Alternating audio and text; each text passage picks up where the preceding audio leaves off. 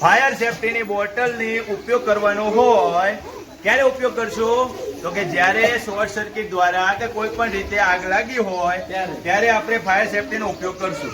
આ ભૂંગળામાંથી પાવડર નીકળશે. ખાસ શું ધ્યાન રાખવાનું?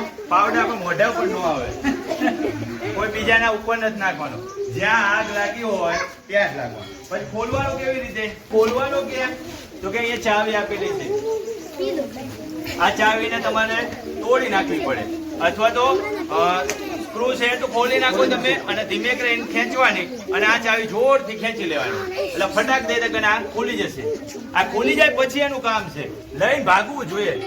કોને લઈને ભાગશે? બે જણા. હવે સાંભળો, પંકજભાઈ શું કીધું? મુશ્કેલ પરિસ્થિતિમાં આપણે કોઈનો જીવ બચાવી શકીએ છીએ. તો કેમ કરવાનું છે? કે આપણે જ્યારે એનું સાચું નિદર્શન કર્યું હોય તો એ શક્ય છે, બરાબર?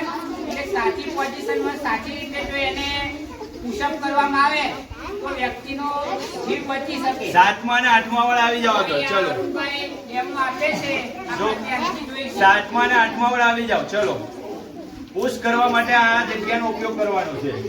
અને ક્યાં આગળ? બરોબર, આપણને ખબર પડે ને કે અહીંયા હાથ હોય તો ત્યાં આગળ ભાગમાં હાથ મૂકવાનો છે. બંને હાથ પકડી જોરથી પુશ કરવાનો. બધું વજન નહીં આપવાનું. કેમ? તો કે અત્યારે ખાલી ડેમોન્સ્ટ્રેશન ચાલે છે. 120 વખત પમ્પિંગ કરવાનું છે. કેટલી વખત?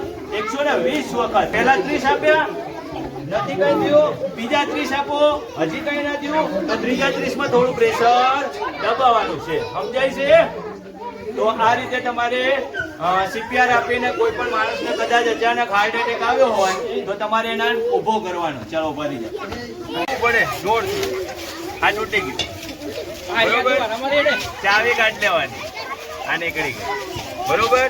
અને પ્રેશર દે. આગળ જા, આગળ જાવ, ત્યાંથી બધું ઉડશે. આગળ જાવ અને